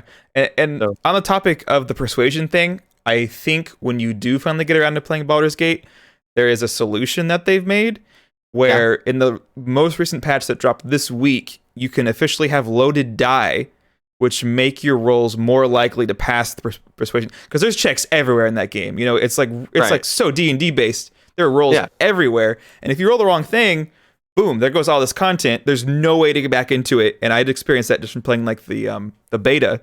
I would reload a bunch of times because I was like, I'm so sad that I don't get to find out what happens here. Like, I'm going to reload just because I want to play the what happens. So loaded die is pretty cool. But I think when the game comes out, I need to adapt this mindset going into it where there's going to be things that I'm going to miss out on. And you're going to play again. And I should be okay with that until I beat the game. And if I want to see what happens, then I'll go back and I'll do the save scum of the... I think that's a great way of playing the game. So what if you and I waited to play until it's out? Okay. And then you and I play a 2-person campaign and we don't save scum. We just play through the game and experience it once, and then we can do with Kyle and Marion and have a bunch of fun and go get all the content and save scum and play on hard difficulties. But just like you and me, play on normal, don't save scum, and just like experience the game. I think that sounds great, and I am happy that I played the beta when it came out for like 2-3 hours, and then I stopped. I never touched it again. I said, this is so good. I don't want to play anymore. I want to play this when it's done. It is so good. I'm so excited. They've had like 3 like huge updates. They added a druid class. Like, I saw that just ago. today. That is so cool. I'm so excited. Again, I don't want to touch it until it's done. Now that I know that it is a great game and it's going to be so good when it comes out. So I think that's a great idea, actually. And I'm much better at not playing through games on my own these days, just because I have to be more intentional about game time to begin with. Yes. So you should intentionally buy Valheim and play it with me. I want to intentionally play more of the fire gun heroes. Gunfire. I love that game. Yeah, let's play some more Gunfire. Let's do it. That game is so good. Oh, before we finish the podcast, just to give you one more thing to play Valheim. Sweet. They handle worlds and characters like Terraria, where they're separate. I love that. So I can just take my character and join your server as my character, or you could just jump into my world with your character, or we could go to your world. Or if our starting zone ran out of beehives, which happened to me, and I want more beehives, but they're nowhere to be found, I can just start a new world, get a bunch of bees, and then go back to my world. Is the world randomly generated? Yeah, it's like Subnautica, where there are zones, but they're randomly generated. Like this zone is always next to this zone. Okay. And like this zone is always harder than this zone and always has these monsters. It's like biomes. Okay, cool. But yeah, it is randomly generated. Very cool. I'll probably wait for that one to go on sale. I might get Galactica Battlegrounds Dwarfland. Some of those words might have been correct. The game you're thinking of is Deep Rock Galactic. That's so one of those words was half correct. I might get that one because it's on sale. In fact, I had a friend who started playing it during us recording right now. Okay. Also consider that Valheim is the same price, not on sale. That's what I'm saying. I'd rather wait for that because that means it's going to go on sale. If it goes on sale for any amount, it'll be cheaper. It just launched in early access. Did it actually just launch? Pretty sure, yeah. Oh, okay. Yeah, I'm fine with waiting, especially if it's not on sale. But then I'm going to already have played all of it. That's fine. All right. It launched on February the 2nd, so it's been out for basically a month. Nice. Okay, cool. Just in time for it to go on sale. I've already played 13, almost 14 hours of it. Wow, goodness. Okay, thank you for joining us. It's a long episode. I kind of let it go long there at the end because it's already been so long. It's been weeks since we had an episode. It was worth it. we are approaching like old school patient players durations of 2 hours of recording time. So thanks for sticking it out. We appreciate you guys. Congratulations, Jordan, Miranda. You guys are great. We talked about a whole lot of games. I'm not going to recap them. Go back and listen again if you care. And tell your friends about the podcast. Join us on the Discord. Send us an email. All that stuff is at patientplayers.com/listen or /Discord. Social or /Discord. The Discord, yep. Or you can watch our Twitch stream and check out the cool new QR code that Jordan made because it looks pretty cool. You made it, actually. I just plopped it in. Well, you did all the rest of the production stuff. Anyways, this has been the Patient Players Podcast. Thank you for joining us. We'll see you guys in future weeks. Adios. Thank you very much. And now for the outroduction.